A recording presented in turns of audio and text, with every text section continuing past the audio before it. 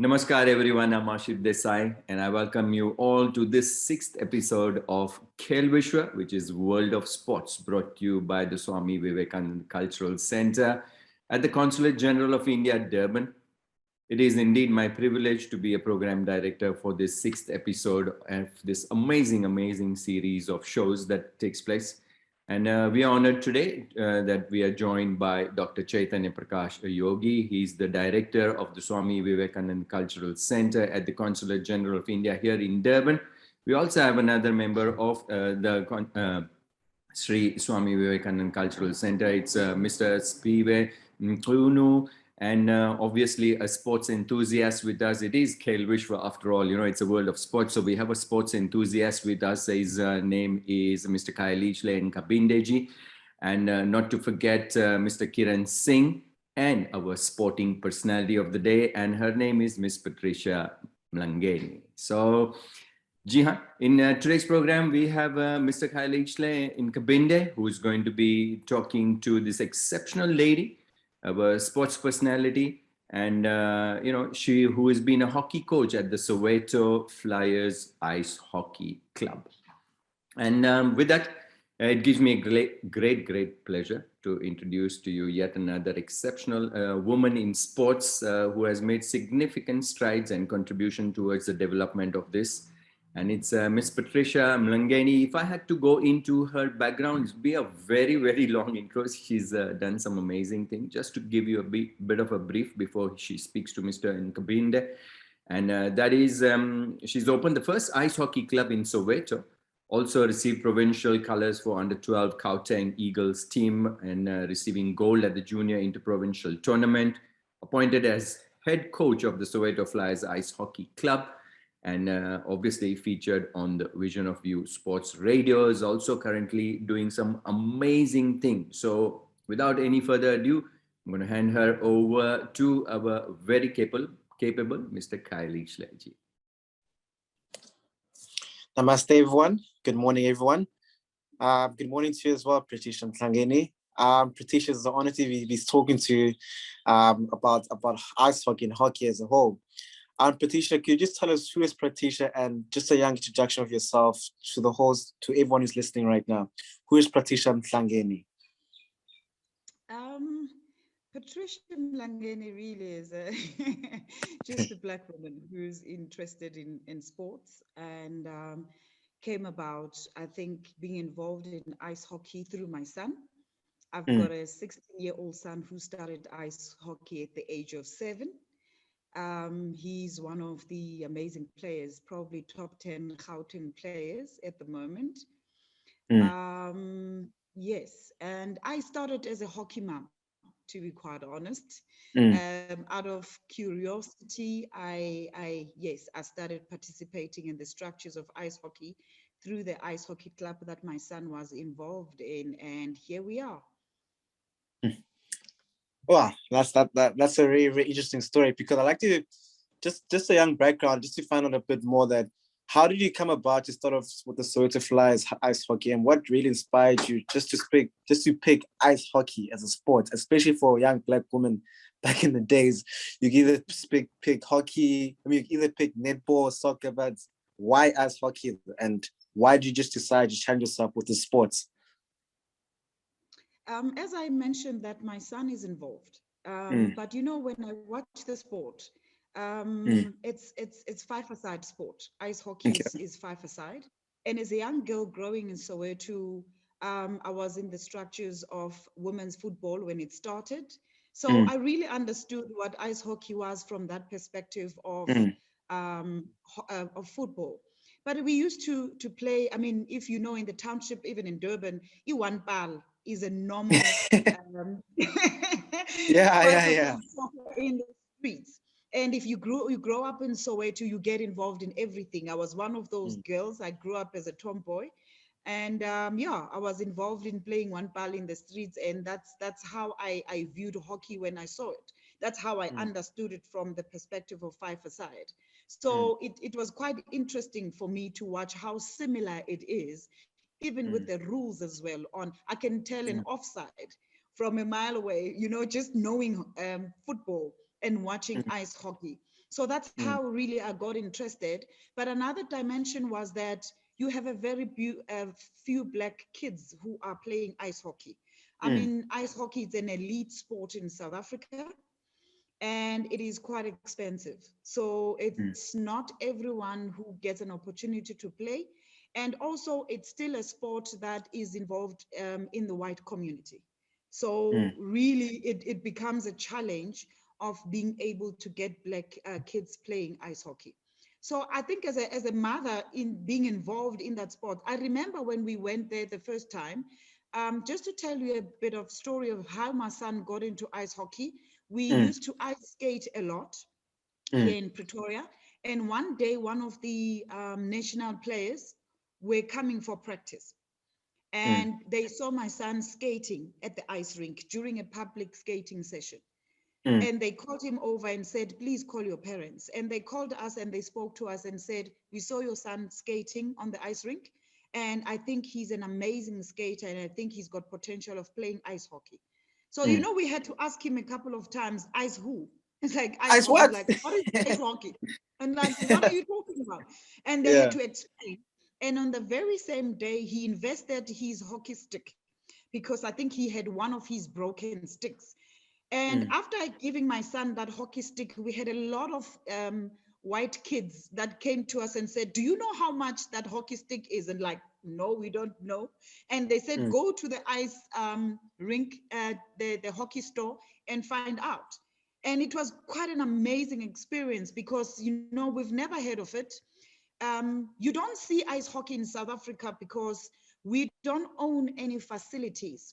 We play ice hockey through facilities that are owned by other people. So the sporting times for ice hockey is early in the morning when no one Okay. is at the mall, or late in the afternoon between intermission from one session to the other. So if the ice rink closes at 5 for the morning session, they will have an intermission of an hour and a half or something like that, from let's say from 5 to 6:30. And then there's the evening session will start at 7 o'clock. That's when the hockey is slotted in. So no one actually sees people going for ice hockey. So you will never see ice hockey players unless you are at the mall and you're passing by the ice rink and then you see the hockey playing. Otherwise, we are there at the rink at 5 a.m. in the morning. There's no one at 5 a.m. No one sees us. No one sees the sport. So hence, no one knows about it. So we are also in the same environment whereby we didn't know what he was talking about. And we had to do some background check, and he suggested that we must join a club. And what was interesting is we sat with the stick for a year. We were unsure if we had to play or not Yeah. because we were just being thrown into this thing that we don't know. And the first time when we went there, it was all white people. And my son said to me, Mom, are you sure we're at the right place? And I said, yeah, I'm sure. Yeah. So you can just imagine being one or two of Black people in the crowd and Yeah. trying to join up ice hockey, how difficult it was. It was a culture shock also for my son as well to say, but there's no one else that looks like me here. So how do we get to the stage of me playing this thing where I can't recognize myself with anyone else? And for sure, he faced a lot of difficulties along the journey, your son. Obviously, but you know what? It was a welcoming ice hockey community, and we felt at home. We felt comfortable. They explained to us what needed to happen, how the whole thing is going to work, and how the club works, and stuff like that. So my son loved skating. Really, he was good at skating. So I think it wasn't difficult for him to adjust or to transition from skating to learning how to play ice hockey, really, you know. So I think with that, it was a bonus on our side. Thank you so much. And then I'd like to talk about within your club as well as a whole. What challenges did you face as a woman, a Black woman, and specifically, trying to portray the sport in Soweto and trying to influence young Black kids to actually play this sport called ice hockey? What challenges did you face within your whole club and Soweto Flyers? Well, we're still facing challenges. The first thing is obviously information. Yeah, It's not yeah. even in the township. That's now what Mm, we are discovering. mm. Everywhere we go, whether it's in a white area or a black area, there's very few people who know about ice hockey. Ice I'm hockey a is victim as related well. to overseas. So you can just imagine in the black community, it's Mm, even worse. But I was amazed that there's also white people who don't think that we've got ice hockey in South Africa. So mm, it's like, okay, so it's not only just in the township, it is a South African problem as a whole. And I think mm, it's due to the problems that I've mentioned, that no one sees us going to ice hockey. And that's mm, why no one knows. There's mm. a lot of people also who don't even know that we've got ice rinks in South Africa. If I can ask you guys, how many ice rinks have you seen or you've heard about in South Africa? You'll be amazed that we've got about 8 ice rinks in South Africa and no one knows that. Mm. So No. even that as well, in the township, the problem is that you need to start from an education point of view. Now you need to educate people on what ice hockey is all about. So that's what we do. We do clinics or we do meetings with parents, with the communities a lot, so that they can understand what are we trying to do and what's the vision of the club and why we want their kids to join ice hockey. It's not child's play, because what I've realized is we started with a learn to skate program where we Okay. take kids from the township to an ice rink. Mind you, in Joburg, we've got an ice rink um, in Randburg. And Okay. that, coming from Soweto, it's quite a distance. It's either we need to go there to North Gate or we need to go to Kempton Park. It is, can you see the distance from Soweto? Meaning now we need transport. The transport Mm, guy will say, I will charge you 50 Rand to go there and back. And now we need to add the 120 or 150 for the skating, public skating session that the kids have yeah. to do. All of a sudden, the price is 170 per trip. Now, Mm, black parents in the township will have to choose in buying the essentials or taking that child to ice hockey. So now mm, these are the challenges that we are facing. You are sending your child to something that you don't know and don't understand yourself, and you have to spend 170, or you can just choose for you to buy the basics in the household. mm, And a lot of parents will choose the basics in the household over taking the child to ice hockey. So we have our numbers, up and down every week, or because we started with once a month. One month mm. you will have 20 kids, the other month you'll only have 2, which is not sustainable as a club. Yeah. So you need to continuously change and postpone the dates and give parents a bit of time to come up with the money for them to be able to. So now we're moving once every 2 months, once every 3 months, so that we give parents enough time for them to raise the money in order for the kids to go for practice. Mm. Yeah, thank you so much, because we know how as African families, we don't really like to support our kids when it comes to certain sports, especially when it comes to ice hockey. We'll be like, Yes. what is ice hockey? Why must you go with this? And I just want to find out a bit more, like, on my next question is, has hockey as a whole, ice hockey, has it shaped you more internally as a person or Uh-huh. externally strong as a person? It has shaped me a lot. I Mm, started in ice hockey only just a mom and just mm, supporting my son. And mm, then I got chosen to become a manager for under 12 and under 14. mm, That obviously is more responsibilities. I mean, it's managing the bench during a match, is mm, being able to hand over statistics and our lines, that's what we call it, like your team to the timekeepers, and you need to be able to communicate with the referees if something goes wrong, and mm, you just need to look after the kids' well-being experience, because my son, I was managing the team that my son was at, and my son mm. didn't like it at all. Yeah, I can feel the Because pressure. once I become a manager and then I change, it's a And different be a mom. personality altogether. What applies to everybody else applies to my son, which is a Mm, problem because he didn't expect that. And yeah. then from there, I had to move and become an under 14, under 16 manager. On that very same year, I became a provincial manager, which is now, that's where I got the provincial colors. The following year, I started becoming assistant manager for the national women's team. When in 2015, 2016, when we had to play in the Worlds in Taiwan, so we had to travel to Taiwan. You can understand, I grew up in the township, you know, and all of a sudden I'm involved in this sport that no one knows about. And all of a sudden I'm wearing In my Taiwan. green and gold. You know that green and gold, as you, if you're talking about shape, I understood what it meant to represent your country. You must understand that in Taiwan, an exotic species. Yeah. Because I remember when we used to walk down to the ice rink. If any Taiwanese was on a phone call and they saw me, they had to stop the phone call and make sure that they see Is me this really, actually. it's really part of the team? It's really me. And it's like, Yeah. I mean, you know, even at the ice rink, I had a lot of Taiwanese kids who came to touch me, you know, to see this is a real And the African. hair. Yeah. Eh, Wait, really? Is this for real? It was an amazing experience. I wish I had dreadlocks so that I can touch my hair as well, because that's what they normally do.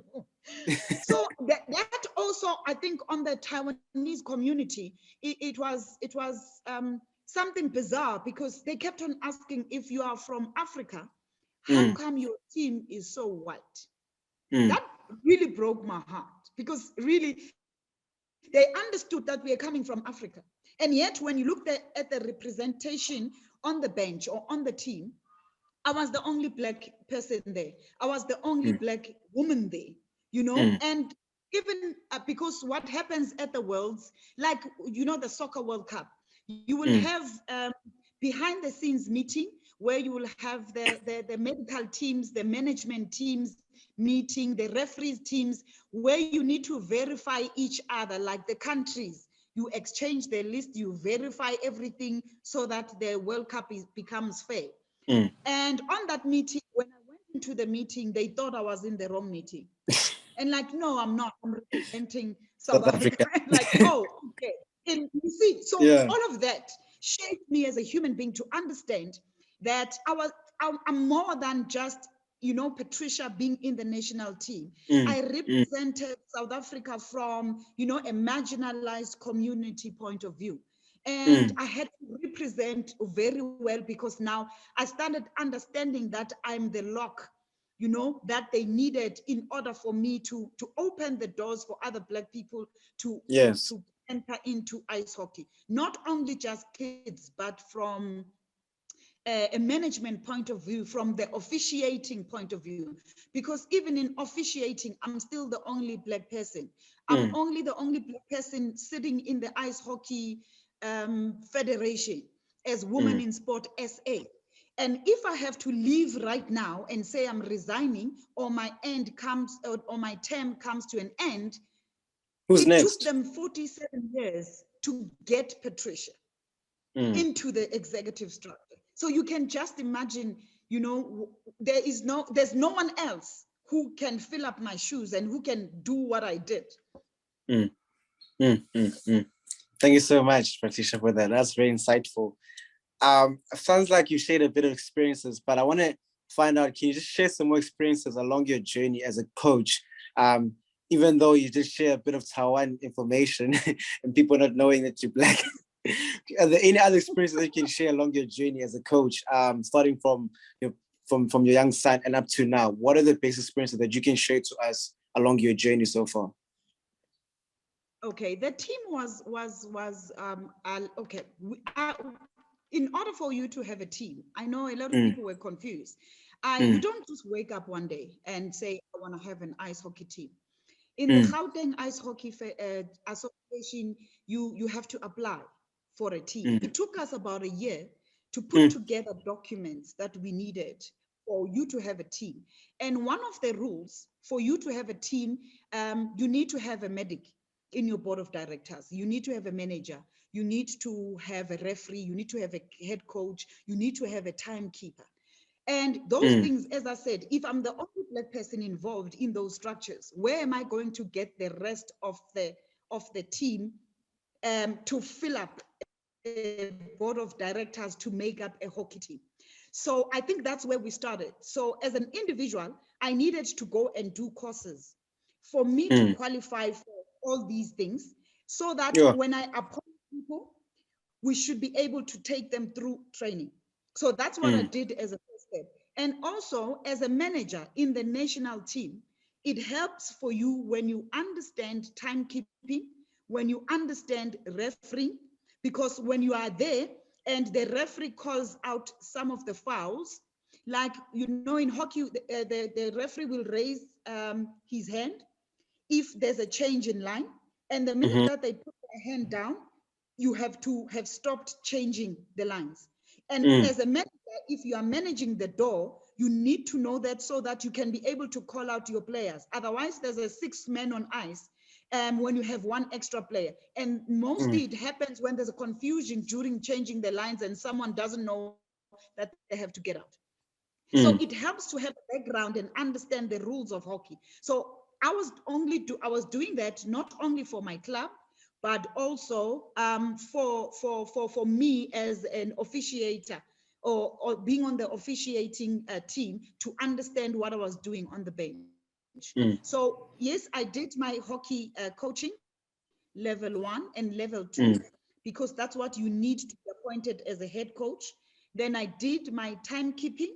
I needed to understand what actually happens on that timekeeper's table, why certain things happen, you know, why. So you need to be involved in all these things. Then I did my refereeing course. Obviously, I don't skate anymore, so I don't get into the ice and become a referee. But my son does. So I had to help him along his journey as well of becoming a referee, so that I can understand as a parent as well of what is it that he's going through. So now I have a better understanding of hockey because of all of that. So that's now the experience that I have. From a coaching side, because our team is not competitive yet, what they normally do is they will give me a match or two. I've done 2 matches up to now for where my son is playing, and I've won both games. And I think I'm coaching from as I said, from a soccer's perspective, because I've never played hockey. So I'm playing hockey from a vision of soccer.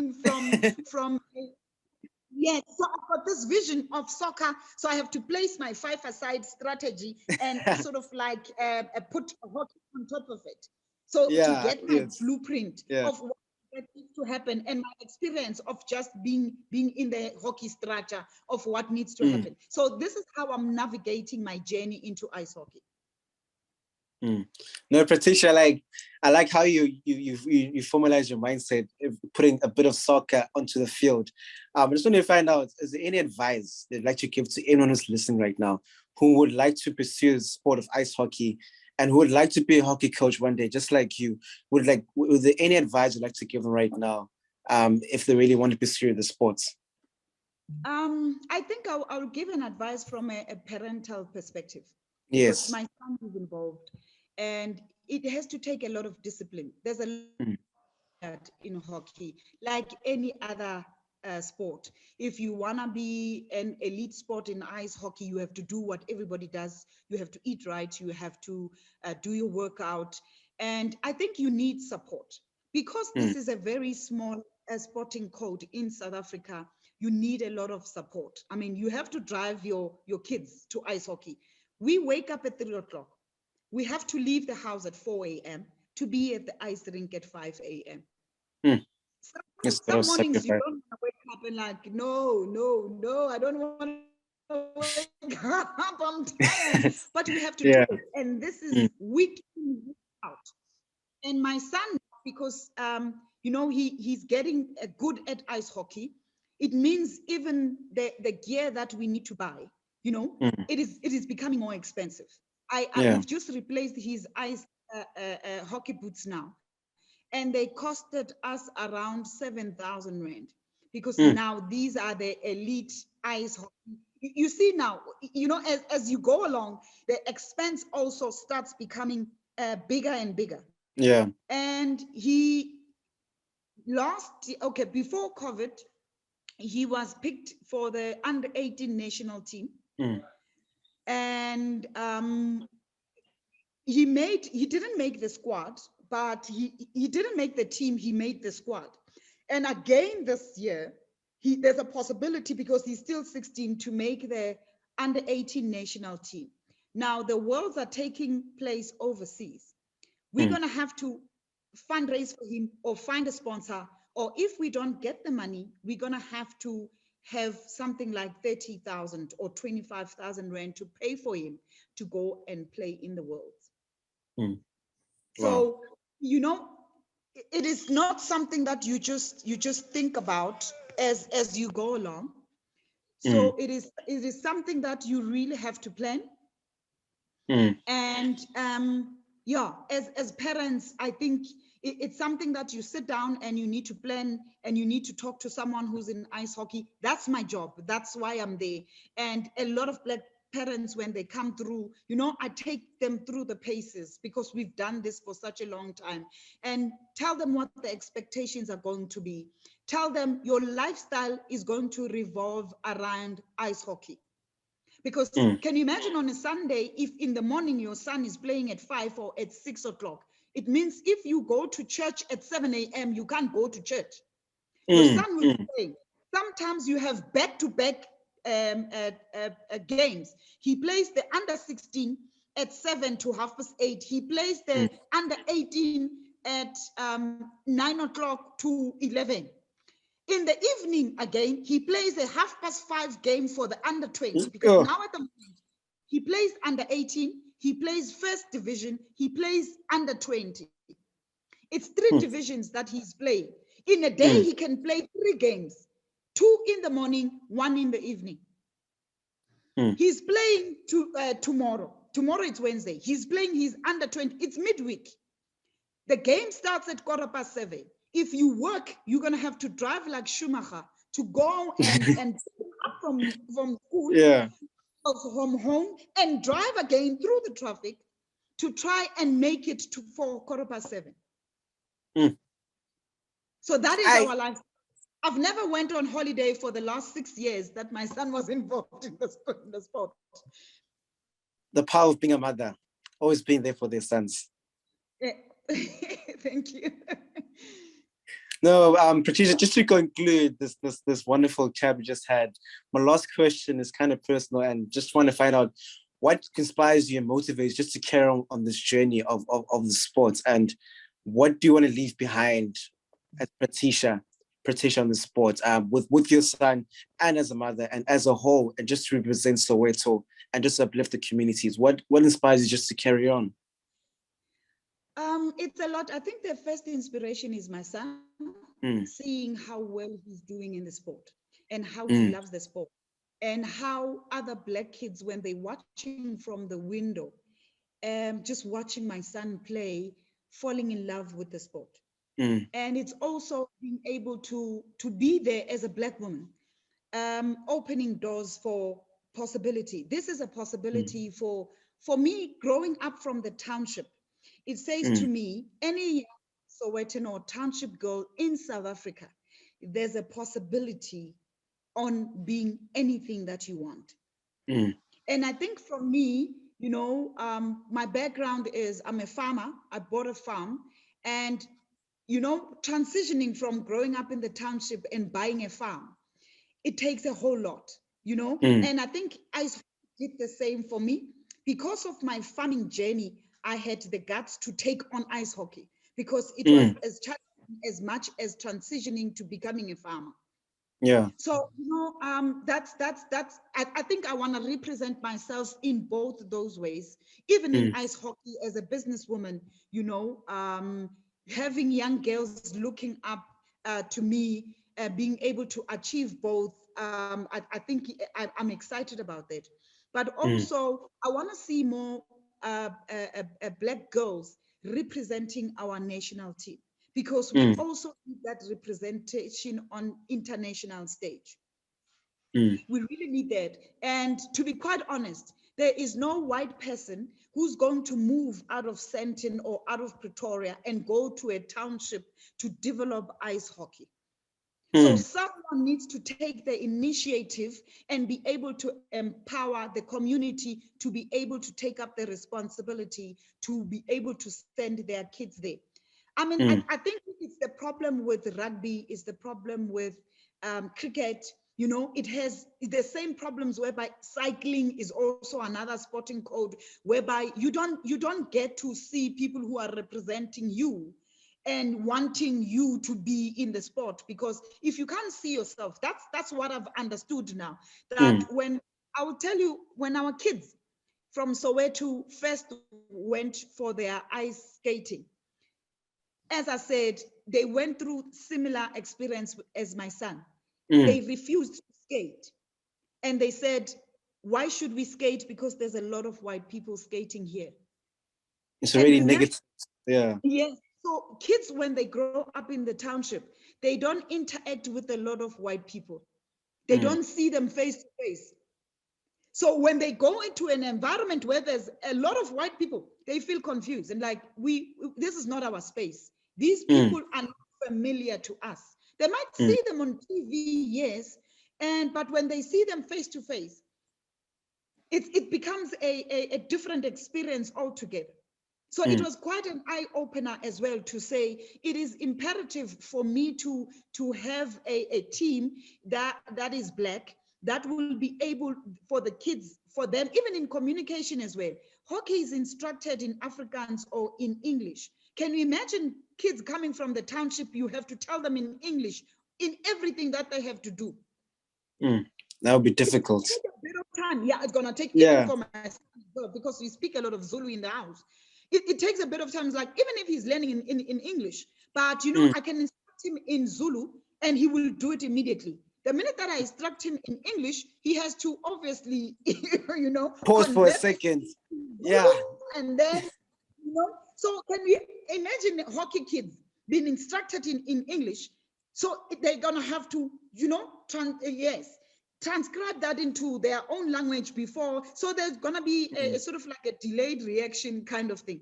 So what I'm aspiring to is for me to be able to make hockey training available. I'm making these proposals to say that we need to convert some of the material into Zulu or one African language, so that when we have a coaching clinic, you can stand there and tell the coaches, Aibo, gijima uyele. No, skater, this is what you do. Lento fane kujiga, you understand? If you're going to tell them sharp turn or sharp curve, and like, okay, what's a sharp curve? Fane explain what is a sharp curve. Before so I think we need to be able to have, even if it could be playing ice hockey for dummies kind of version, whereby the basics are laid down in vernacular. I think that will be a first step in the right direction. Wow. Well, Patricia, you actually did mention a lot of what could be done and what should be done as a whole, especially just to uplift communities within disadvantaged areas. And for my side, this last 40 minutes was actually inspiring, because I'm also a victim as well. I didn't know much about ice hockey, but now, hey, all I know, just pump the person with the body is all I know. But I learned a lot. And just for me as a whole, just to say thank you for your time. It was very insightful, and we learned a lot. And we hope that we do take forward what you just said, and whoever's listening does gain knowledge and wants to take more into the sports and just to help out other kids as well. And to your son, hopefully one day we'll see him on TV to present in South Africa, and we'll see more kids following after him. Thank you so much for your time, Patricia. Wow, what an amazing conversation that was with Ms.Patricia Mlangeni. Almost an unheard of sport in South Africa, but what amazing inroads she's been making. What a long journey as well. And I'm really happy to see this.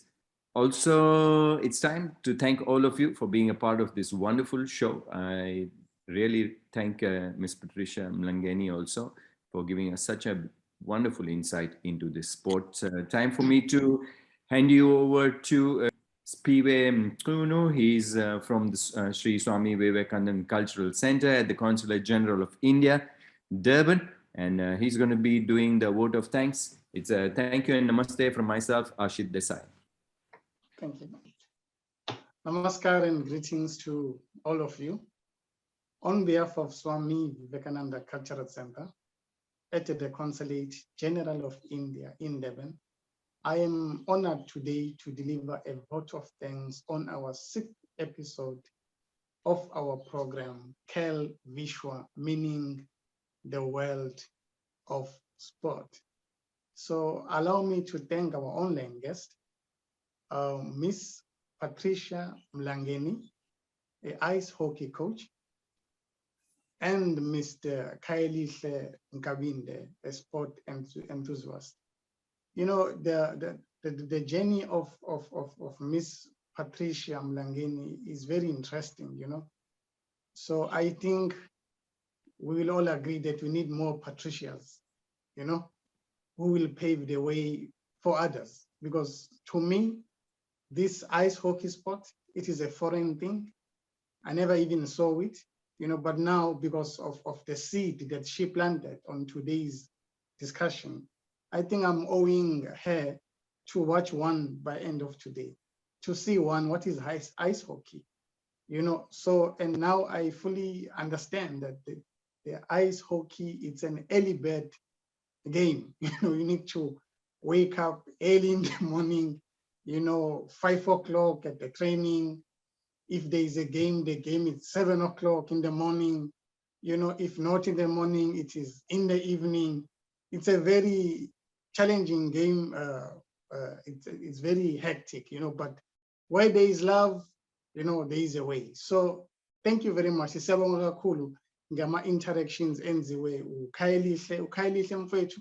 Siyabonga kakhulu nakuwena baba for this interaction oyenzile. It was so wonderful. It was so informative, you know, because I know me and you are in the same league whereby we understand that hockey is about shoulder. You know, we didn't know there's more than that shoulder thing, you know. So thank you, Baba. Now I have more information regarding the ice hockey team. So to Mr. Khayelihle Nkabinde and Ms. Patricia Mlangeni, thank you very much. Siyabonga kakhulu. To Director of the Swami Vivekananda Cultural Center, Dr. Chaitanya Prakash Yogi, Mr. Ashit Desai, Mr. Kiran Singh, thank you. Thank you once again for taking part on today's program. To all our online participants, I'd like to say thank you very much for taking part on today's program. For all cultural updates, please visit ICCR in Durban Facebook page so that you'll find all updates and about the upcoming cultural programs organized by Swami Vivekananda Cultural Center in Durban. Once again, to our online guest, Mama Patricia Mlangeni, thank you. Sabonga kakhulu. Khayelihle mfowethu, as always, thank you very much, Baba. To all of you, have a wonderful evening. Namaskar.